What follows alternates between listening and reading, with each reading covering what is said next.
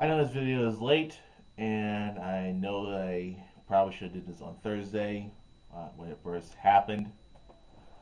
So,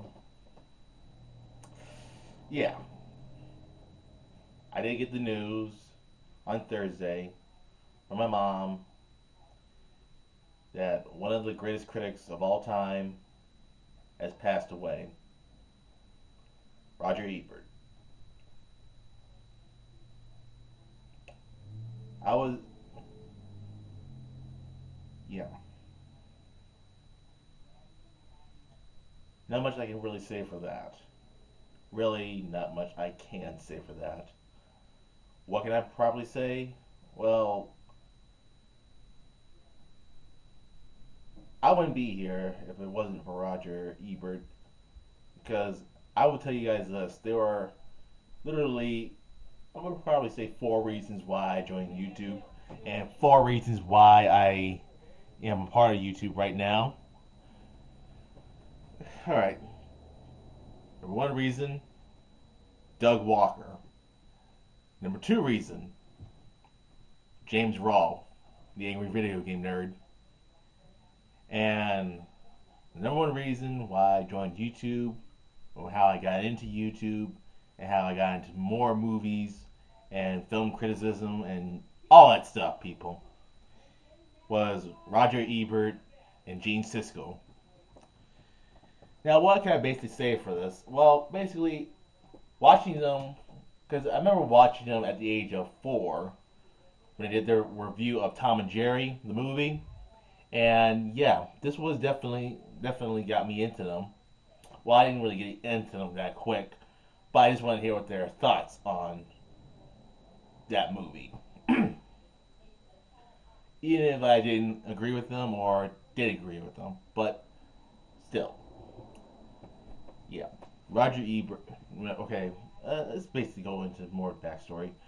When Gene Siskel died, the show had to continue. Gene Siskel was definitely the second half of Siskel and Ebert. Well, obviously, but yeah. Um, but it was really sad when Gene Siskel died. But somehow Roger Ebert had to somehow continue the show on and on and on, have it keep continuing until he got some sort of cancer that led to him being incapable of speech. So that's the reason why he had that like permanent, permanent smile on his face and had that look like his chin was being chewed up. Yeah, I'm not making fun of that, but that's what it looked like to me. It looked like his chin was being chewed up. Then when I found out on, I think it was Tuesday or Wednesday, that he got some other cancer that meant bad news for him. And during that time, I really didn't. I was like really like worrying myself, like is he gonna die from this? Is he gonna make it through this? So on Thursday, he passed away. Yeah, but I will say this: he definitely inspired me to look at films, you know, a right the right way.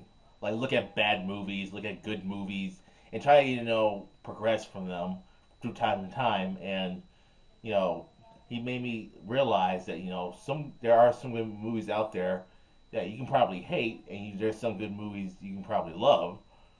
But for me, when I first started watching them and kept watching every video of them of their past work through time and time and time and time, and yeah, they taught me how to criticize movies, and they taught me that you can like a bad movie, but you have to explain why you like that bad movie. You can't just say like, oh, I love this movie, it was good. No, no, no. You have to give your actual reasons and actual tellings on why you like this movie. You can't just say, oh, it was good, it was just perfect, and it didn't have anything bad in it. No, you have to describe what was bad in that movie. You have to describe what what made you like that movie.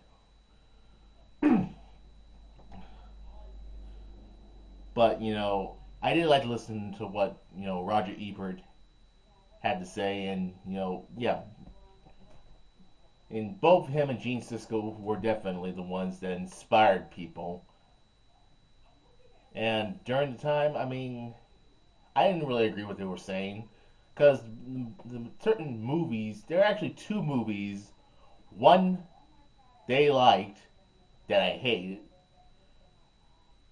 The second one I liked, but they hated. Now, one of the movies that they gave, one of the really bad movies that they gave thumbs up to was Speed 2. They gave Speed 2 thumbs up. Yeah. But I respect their opinion. But they also gave another movie that I actually liked that was actually pretty good. I mean, it wasn't perfect, but it actually was entertainment, and they were sort of kind of giving. I mean, Gene Siskel was kind of giving his thoughts of the movie, but then later, Roger Ebert kind of convinced him that no, this is a bad movie. We shouldn't give thumbs up to this. Yeah, and that movie was Broken Arrow. I think Broken Arrow is really, really underrated. Really, totally underrated, and I think it. Well, I don't think it deserved an Oscar or anything, but it was just pure balls to the wall entertainment, and I'd never seen anything like this. I never seen Broken Arrow when I was a kid because I don't know, maybe I never saw the trailers or commercials or anything like that, but still, um, yeah, they gave that movie thumbs down, thumbs down. But I liked the movie, not for personal reasons, but I thought it was just pure entertainment. But yeah, they had give some movies that are actually not that bad or not that good, a good and bad rating. But still, I still respected what they had to say because they had and one and yes, I did enjoy watching Gene Siskel and Roger Ebert, argue with each other, and that's where the show Siskel and Ebert kind of got its identity because they always had their disagreements and their agreements, and when they agree with something, it was fair. When they disagree with something, that's when it got interesting. It really got even more interesting for the point of the fact that it was entertaining, for God's sake.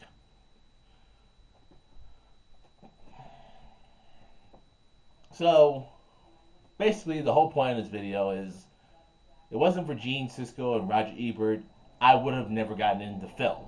Because I gotta tell you this, I'm still working on my movie. I'm really getting into film, and I'm really getting into the art of film, and I'm really getting into things about film, how they manage to do some of their effects, how they make special effects, and those type of things like that. I want to learn as a kid. Well, not a kid, but I wanted to learn this type of stuff when I was a kid, during that time. But still, I I'm still learning more about film, the art of film, and I hope to go to film school one day. I'm technically in a transition to college. I'm technically working, my usual job, but I'm not doing this. I'm only doing this because because I want to get this out there, pure and simple. Because Cisco and Ebert inspired me. Both of them inspired me to look at films in the past and think about them and say, you know, yeah, that film was good. Yeah, that film was bad. Yeah, that film was okay. But I really wanted.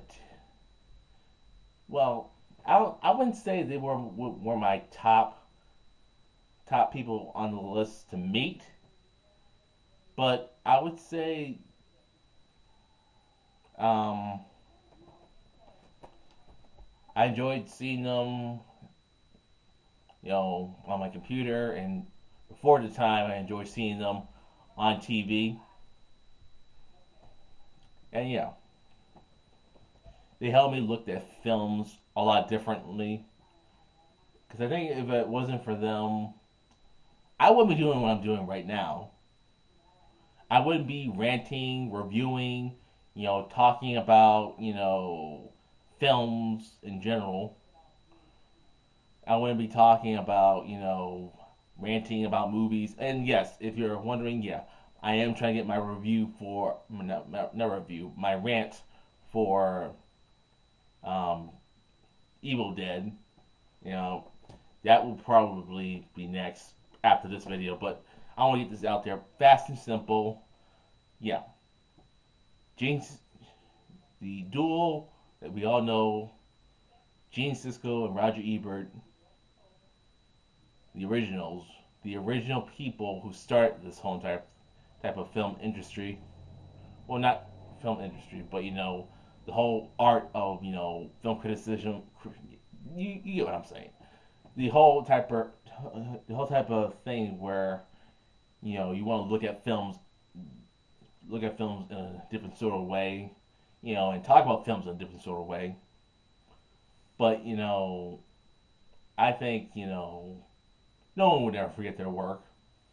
I mean, you can still look up Cisco and Ebert on IMDb, Google, whatever.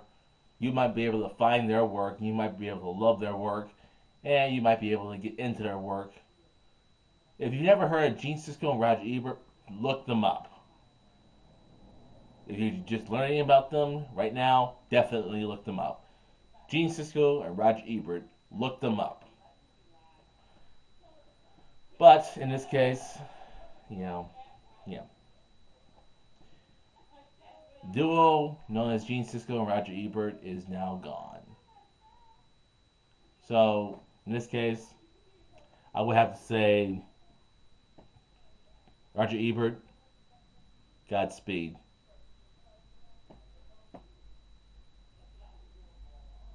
Well, that's my video, and I'll see you in the next flip side.